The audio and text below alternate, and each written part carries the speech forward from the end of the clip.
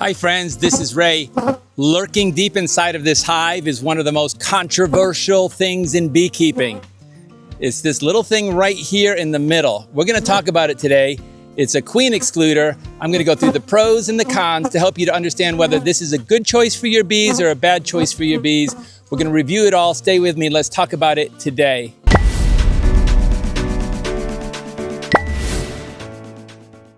So I'm going to go into my teaching room here in just a moment, but let's just go ahead for fun and dig out our queen excluder. By the way, before I do, I always make it a habit on all of my hives to clean out my insert and my screen bottom boards first thing so that I don't forget. Hive beetles can definitely accumulate down there. You don't want to forget that little trick. You might not use a screen bottom board, in which case the bees will clean it up pretty good, but they can't clean up the screen one that well. So yeah, let's take a look in here. I'll tell you what, just for the sake of this video, to keep it focused and not rambling all over the place, let's just dig right down to that queen excluder. Take a good look at it, and then we're gonna go inside the teaching room and talk about it a little bit. Almost there. Ah, there it is. The famous queen excluder.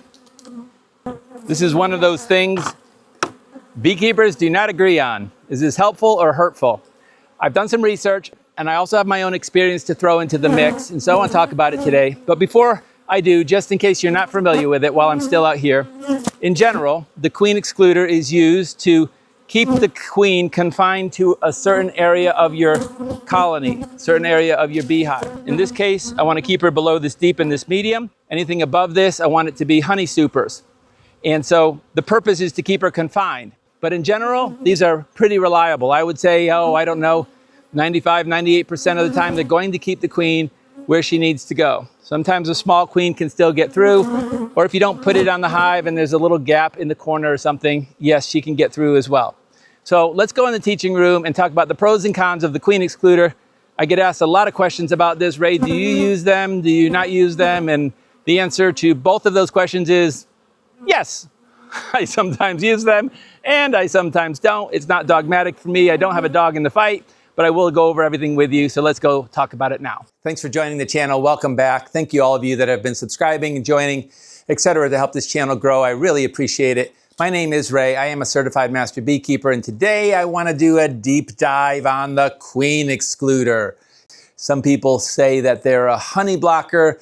Other people say that they're the best thing for actual producing better honey. So I don't know which camp you're in, but I'm going to go through the pros and cons because, like in so many things in beekeeping, it's just not black and white. There are nuances, and for your situation, it may be a good decision, or for your situation, you might not need them at all. It's totally up to you. Personally, I sometimes use them, I sometimes don't. I don't really have a dog in the fight, as I said, outside. So just in case you're not familiar with the queen excluder, they do come in plastic and metal, and there's really no difference between them as far as what they do. The hole sizes are the same. I will mention a couple of things about each of them. The metal one does seem to last longer, in my experience, and it's also easier to clean off when they begin to fill it full of wax and propolis. However, you've got to be really careful, because if your hive tool bends one of these prongs just a little bit, your queen can and will get through. The plastic doesn't seem to be as much of a problem with that, but the edges are a little bit rougher, and like we're going to talk about in today's deep dive on queen excluders, those rough edges sometimes can cause some damage to the bee's wings, and so you've got to be mindful of that. They're also fill up, as you see in mine right here, with wax and propolis a lot easier, and they're more difficult to clean. And so after a while, I actually just don't have the patience to deal with them, and I just end up throwing them out and using them as a 1 or 2 season item and then disposing of them. So let's jump right in. No matter what camp you're in, pro or against it, let's just get some good explanation here about what you can and cannot do with the queen excluder. Here we go. So here on my model hive, I've got a queen excluder. The gap between the slots here is between 4.1 and 4.4 millimeters. This is wide enough for worker bees to get through, but it is not wide enough for the queen to get through, nor is it wide enough for drone bees to get through. So you've always got to be mindful of drone bees as well as the queen when you're using a queen excluder. By me putting this queen excluder on, I'm basically going to restrict my queen to stay in this area so that I can take my honey supers, indicated here by the yellow frame, and put them on top. Now that I've done that, I know that the queen is not going to be laying up here in my honey supers. Let's answer some questions, and then let's go through some pros and cons. When do you add a queen excluder? This is a question that gets asked a lot, and it's a really good question to ask. And how long do you leave the queen excluder on? So let's talk about a couple of things regarding the queen excluder. Research has shown that putting the queen excluder on 1 to 2 weeks into the honey flow is the most effective time to actually add the queen excluder.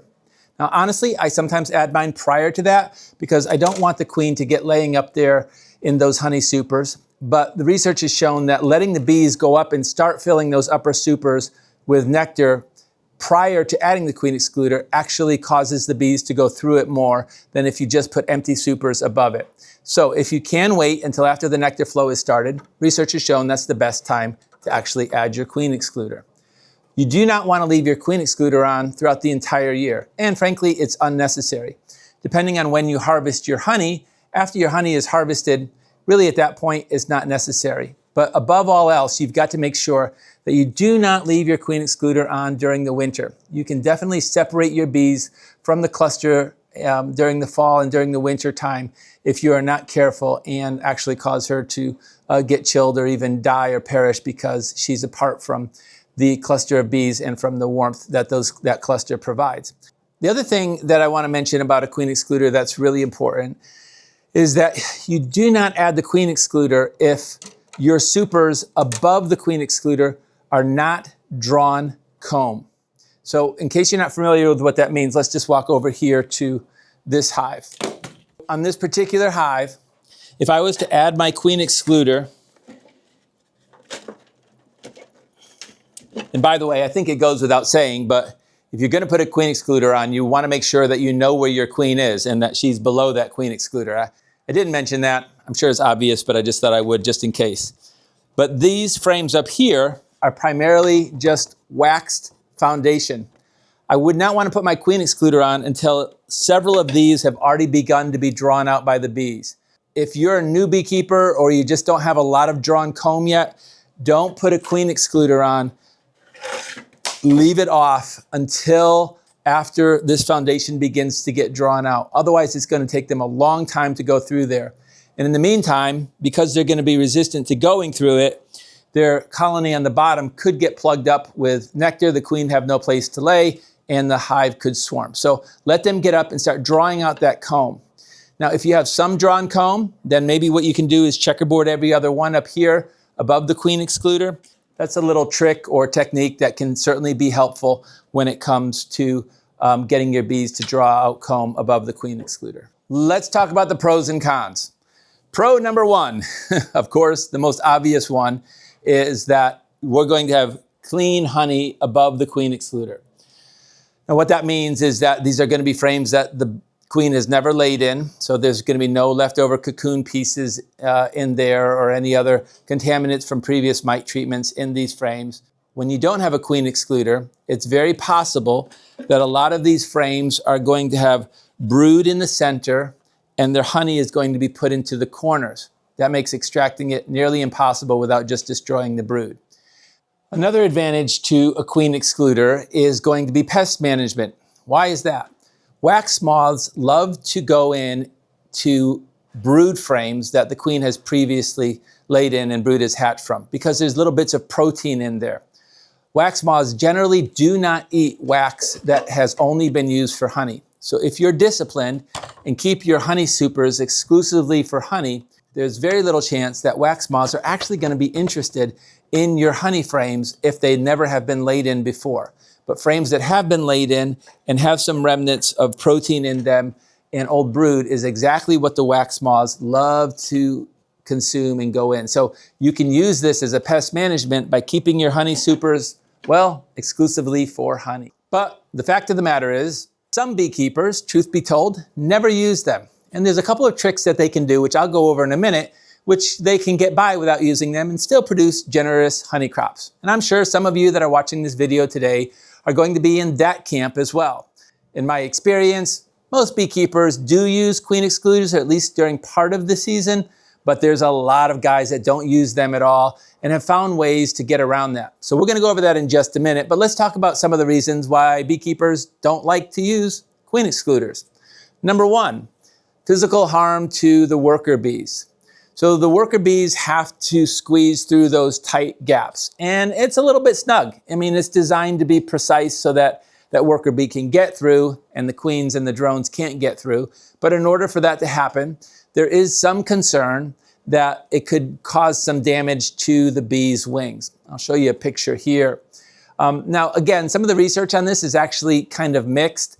While there is some research that shows that there can be damage to the bee's wings, it doesn't actually affect their longevity or their ability to fly. Their lifespan is more determined by the amount of work that they do, not necessarily due to any damage to the wings. But some beekeepers don't like it for that reason because it can fray the wings just a little bit. And the plastic ones probably do a little bit more damage than the metal ones. The metal ones are kind of slick and have those nice round edges on them, where the plastic ones have a little bit more right angle edges. And so the plastic ones probably do a little bit more damage than the metal queen excluders do to bees' wings.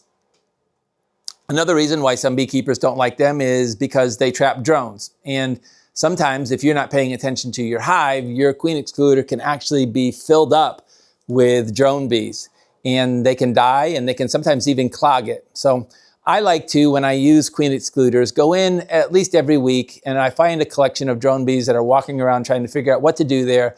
And I like to make sure that I take that queen excluder off and make sure all those drone bees get down into the bottom. I tap that queen excluder and tap all the drone bees off, get them down into the bottom. Another reason why some beekeepers don't like, and it's the fact that your hive can become honeybound. If your bees hesitate to go through the queen excluder, then what can happen is your brood nest down here in the bottom can actually get filled up with nectar and honey and some brood as well. But because the bees run out of room, poof, triggers the swarming instinct, they swarm, and you've caused a problem. So if your bees don't go through the queen excluder, then that can definitely become a problem for your beehive. And then some guys don't like them just simply because it's not natural, and they want to keep their bees naturally. They're less concerned about convenience for the beekeeper. They're more concerned about trying to create a habitat for the bees that is closer to what they have in nature. And of course, in nature, there's no queen excluder in the tree or wherever a bee may live, in the soffit or whatever. They just build the comb and then move their stores according to where they actually want them to be.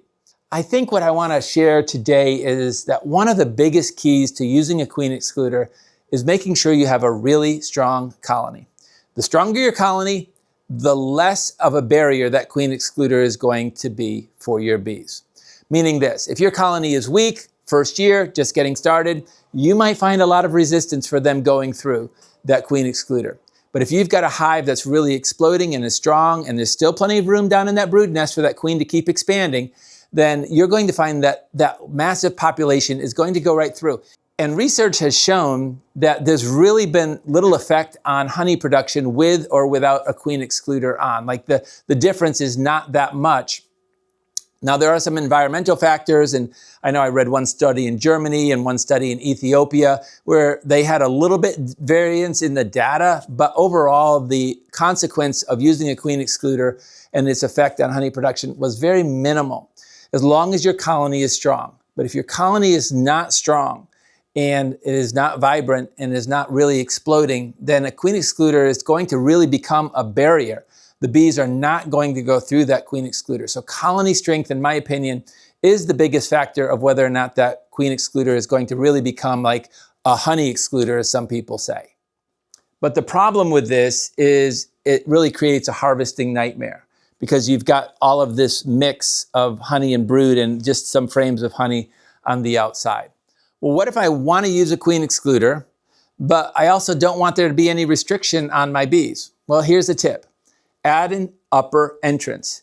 Add an entrance above the queen excluder. Some inner covers, like you see here, this one doesn't have it, but some inner covers will have a notch where the bees can get in and out above the queen excluder. You can drill a hole, you can put a screwdriver or a piece of stick in here for the bees to get in and out, but create an entrance for them to come and go above the queen excluder. This way the bees don't actually have to go through the queen excluder, so it's kind of the best of both worlds. The foraging bees can forage above the queen excluder, while the queen can be restricted to the bottom area so that the brood is not in the honey supers at all. Another tip for you is to create a honey super by taking some of the honey from the brood box and continually moving that above the queen excluder. So in this particular case, let me show you what I mean. I'm going to illustrate it here with this configuration. So I've got a deep and a medium, and let's just say that I've got 50% honey in this box. What I can do is take some of these frames of honey that are on the ends, because that's typically where they'll be. And so in this particular case, I've got 5 frames of honey that I pulled out from the sides here. I can take those frames of honey out. I can go ahead and replace those in the brood nest with empty frames so that the queen has additional place to lay, or if the bees want to put honey in those additional frames as well, that's fine. So I'll fill that brood nest back up. So now I've added 5 empty frames here. Leave my queen excluder on. Now she has plenty of room to lay. I don't have to worry about the brood nest becoming plugged up with honey and nectar. And then I'll just move all of the honey that was in the box below the queen excluder. I'll just move it above the queen excluder. This will do 2 things. Number 1, this will encourage the bees to come up above that queen excluder because there's food resources up there. And essentially I have created a bunch more room for my queen below that. And I can repeat that 2 or 3 weeks later if they continue to fill this up and resist going through the queen excluder. Then I can add some more honey up here and basically just do a manual use of the queen excluder as well. That's another option for you as well when it comes to using a queen excluder. And just one more tip for those of you that do not want to use a honey excluder for whatever reason. You can create a queen excluder by putting a full super of honey above the brood nest. It's very rare that the queen is going to want to cross over that food barrier, that honey wall above her, in order to go lay above that. So if you fill this up with some old honey, or if you have especially a good flow early in the season, you can kind of create your own queen excluder. Is it 100%? No, it's not 100%, but it definitely works. So I hope this discussion on queen excluders was helpful to you today.